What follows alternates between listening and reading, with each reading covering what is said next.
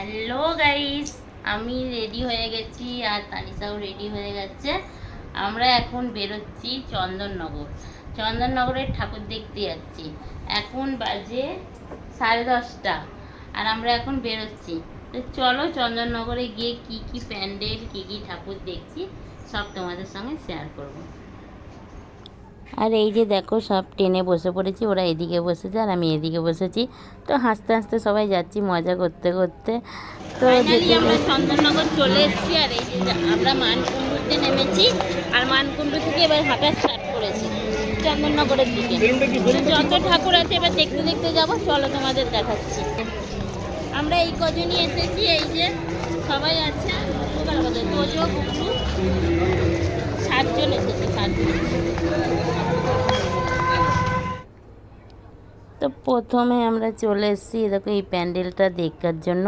আর প্যান্ডেলটা এত সুন্দর করেছে। আমরা এসে একটা ঠাকুর দেখে তারপরে ঘুগনি খাচ্ছি, এই যে সবাই ঘুগনি খাচ্ছি। তারপরে এখন অনেক কিছু খাওয়া দাওয়া বাকি আছে। তারপরে আর একটা প্যান্ডেলে চলে এসেছি, এইটাও খুব সুন্দর করেছে, মানে এত সুন্দর করেছে যে কি বলবো। প্যান্ডেলের থিমগুলো খুব সুন্দর করেছে। আর মাকে তো বলার মতন না, মানে প্রতিমা দেখতেই খুব সুন্দর, মানে জগদ্ধাত্রী ঠাকুরের মুখগুলোই খুব সুন্দর, মানে এত সুন্দর করেছে কি বলবো। তারপরে আমার ভাইয়ের বন্ধুর সঙ্গে দেখা হয়ে গেছে, ওদের বাড়ি আমাদের এখানে। ও ওখানে দোকান লাগিয়েছিল, দিয়ে ও বললো চলো দিদি একটু আমাদের বাড়ি দেখাবো। তো আমরা গিয়ে একটু ওদের বাড়ি ঘর দোর নতুন হচ্ছে তৈরি, তো আমরা একটু দেখে নিলাম, সব ঘুরিয়ে ঘুরিয়ে আমাদেরকে দেখালো। তারপরে আমরা ওখান থেকে দেখে আবারও আমরা বেরিয়ে পড়লাম। প্যান্ডেলটা দেখতে এসেছি, দেখো এখানেও তিধারা করেছে আর সাউথেও তিধারা দেখেছিলাম দুর্গাপুজোয়, আর চন্দননগরেও তিধারা দেখতে এসেছি। তো দেখো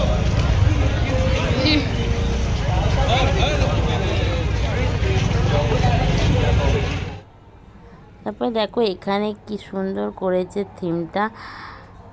তীধারা করেছিল, যেটা সাউথে করেছিল ওটা আবার চন্দননগরে করেছে, কিন্তু আমরা যে নাচটা হচ্ছিল ওটাই দেখতে পারিনি। ওটা সন্ধেবেলা হচ্ছিল, রাত্রিরে হচ্ছিল না, আমরা যেহেতু রাত্রিরে গেছিলাম। তারপরে আবারও একটা প্যান্ডেলে এসেছি, এটা হচ্ছে খবরের কাগজ দিয়ে করেছে আর এত সুন্দর করেছে কি বলবো। মানে আগেকার দিনে যে লোকে পেপার পড়তো সেটা নিয়েই করেছে, আর এখন মোবাইলে ব্যস্ত সবাই পেপার পড়ে না, সেই থিমটা করেছে, খুব সুন্দর করেছে। পুরো পা ব্যথা হয়ে গেছে, তো ওইখানে পাঁপড় শাঁকা পাঁপড় বিক্রি হচ্ছিল, সবাই একটা করে শাঁকা পাঁপড় কিনে এখন খাচ্ছি। তারপরে একটু রেস্ট নিয়ে নিই, তারপরে আবার হাঁটবো। এখন বাজে তোমার কটা বাজে রে বুগলু? এখন বাজে 2:30।